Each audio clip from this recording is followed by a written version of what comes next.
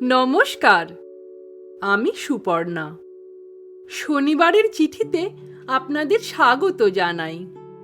আজকের নিবেদন শ্রী ঈশ্বরচন্দ্র বিদ্যাসাগর মহাশয়ের অনুবাদিত বেতাল পঞ্চবিংশতি। সংস্কৃত কাব্য সাহিত্যে বিদ্যাসাগর মহাশয়ের অসামান্য দখল ছিল। আবার নিজ চেষ্টায় ইংরাজি শিখে সেই ভাষার সাহিত্যের সঙ্গে সম্যক পরিচিত হয়েছিলেন তিনি। সংস্কৃত শব্দ ও পদবিন্যাসের শ্রুতিমাধুর্য ও গাম্ভীর্যকেই তিনি স্থান দিয়েছিলেন বাংলা গদ্যে, দুর্বোধ্যতা বা দুরূহতাকে নয়। অন্যদিকে কাব্যিক ছন্দময় গদ্যকে দিয়েছিলেন এক ললিত সুডৌল রূপ। গ্রহণ বর্জনের যে অসামান্য ক্ষমতা তার মধ্যে ছিল, তার মাধ্যমে ফোর্ট উইলিয়াম কলেজের পাঠ্যপুস্তক গদ্যের অসামঞ্জস্যপূর্ণ ব্যবহারিক গদ্য ও সমকালীন সংবাদপত্রগুলির নিকৃষ্ট গদ্য নমুনা সব থেকেই ছেঁকে নিয়েছিলেন প্রয়োজনীয় সাহিত্যগুণ। আবার ইংরাজি সাহিত্যের আদর্শে জ্যোতিচিহ্নের ব্যবহার করে বাংলা সাহিত্যে কালান্তরের সূচনা করতে পিছপা হননি তিনি। নিছক ব্যবহারিক বাংলা গদ্যকে তিনি উৎকৃষ্ট সাহিত্যিক গদ্যে বিবর্তিত করতে তার প্রয়াস ব্যর্থ হয়নি।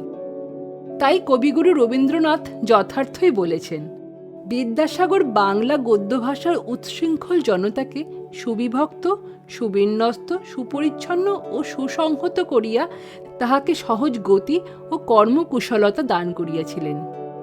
বিদ্যাসাগর মহাশয়কে শ্রদ্ধা জানিয়ে শুরু করছি আমাদের আজকের পর্ব। আগের কয়েকটি পর্বে আমরা শুনেছি কিভাবে বিক্রম ও বেতালের দেখা হয় ও বেতালের দেওয়া শর্ত। বেতালের বিক্রমকে বলা গল্পও শুনেছি আমরা। এটা আমাদের বিক্রম বেতাল ধারাবাহিকের ৯ম পর্ব। আজকের গল্পের নাম চিরঞ্জীবের জয়। বহুকাল পূর্বে মিথিলায় গুণাধিপ নামে এক রাজা ছিলেন। চিরঞ্জীব নামে এক রাজপুত্র যুবক রাজার গুণের কথা শুনে তার কাছে চাকরির আশায় মিথিলায় এসে হাজির হল। সেই সময় রাজা গুণাধিপ রাজ অন্তঃপুরে দিন কাটাচ্ছিলেন।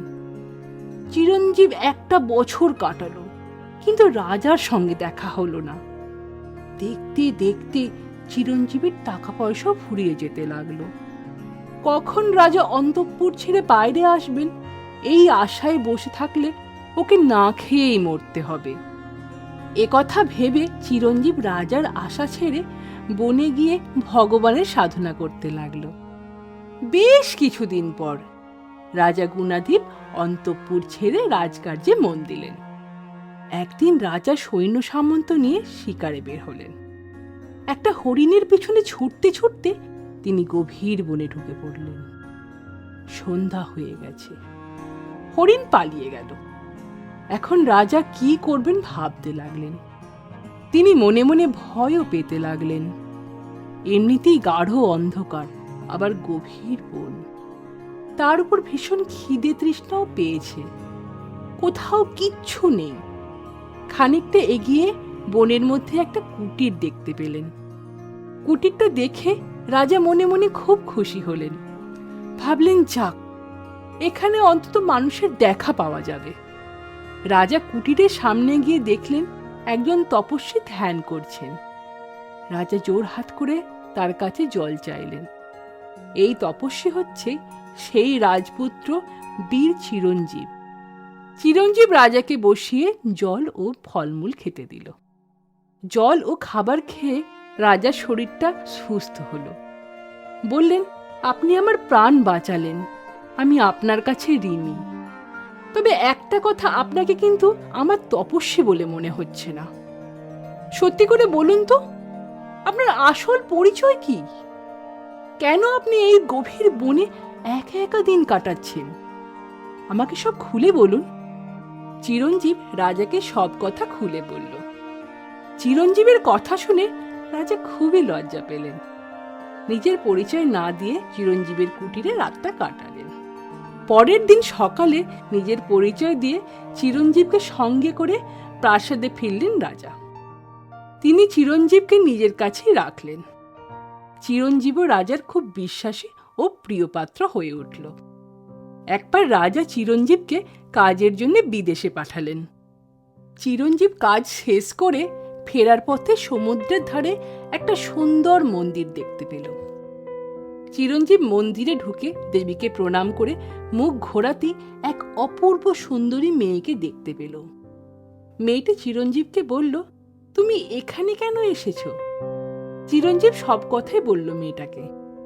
মেয়েটি সব শুনে বলল, তুমি এই সমুদ্রে ডুব দিয়ে ওঠার পর আমাকে যা করতে বলবে আমি তাই করব। চিরঞ্জীব মেয়েটির কথা মতো সমুদ্রে ডুব দিয়ে উঠে দেখে ও রাজবাড়ির সামনে এসে হাজির হয়েছে। কোথায় সেই মন্দির, সেই পরমা সুন্দরী মেয়ে আর সমুদ্র? চিরঞ্জীব ভেজা কাপড় ছেড়ে রাজার কাছে গিয়ে সব ঘটনা খুলে বলল। রাজা এই ঘটনা শুনে বলল, আমি এই অদ্ভুত ব্যাপারটা নিজের চোখে দেখতে চাই। চলো, এখনই আমাকে ওখানে নিয়ে চলো। ওরা দুইজন মন্দিরে ঢুকে দেবী প্রণাম করে ফিরতেই সেই পরমা সুন্দরী মেয়েটিকে দেখতে পেল। রাজা তো অবাক হয়ে দেখতে লাগলেন।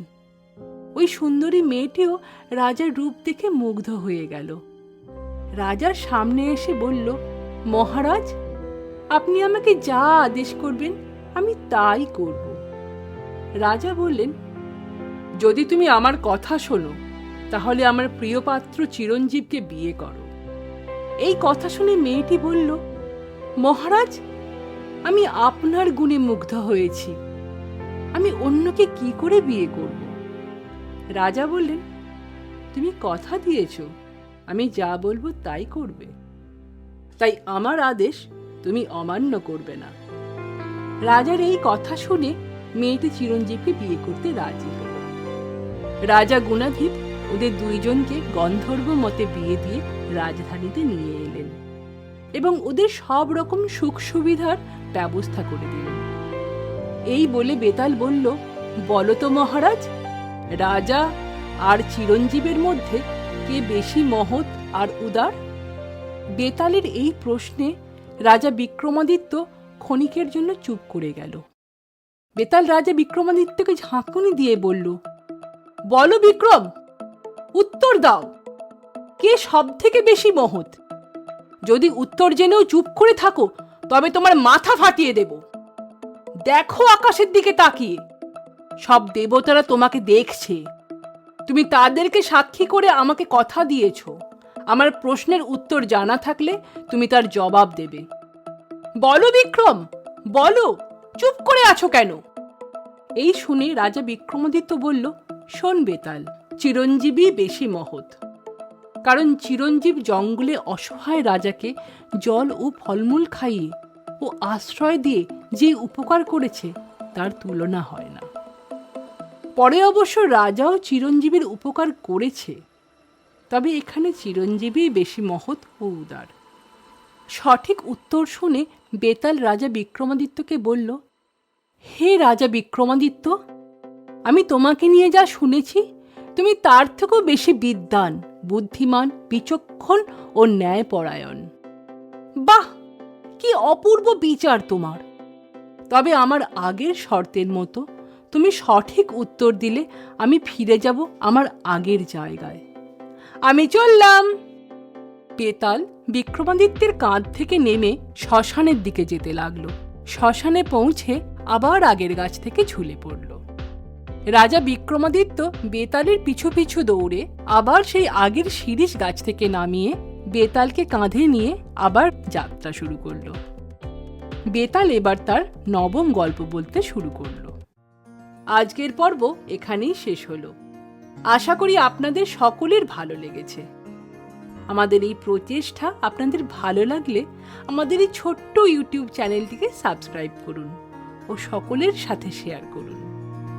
আপনাদের সহযোগিতা ও আশীর্বাদ একান্ত কাম্য। আপনাদের সকলের সুস্বাস্থ্য কামনা করি। আবার দেখা হবে পরবর্তী পর্বে। ধন্যবাদ।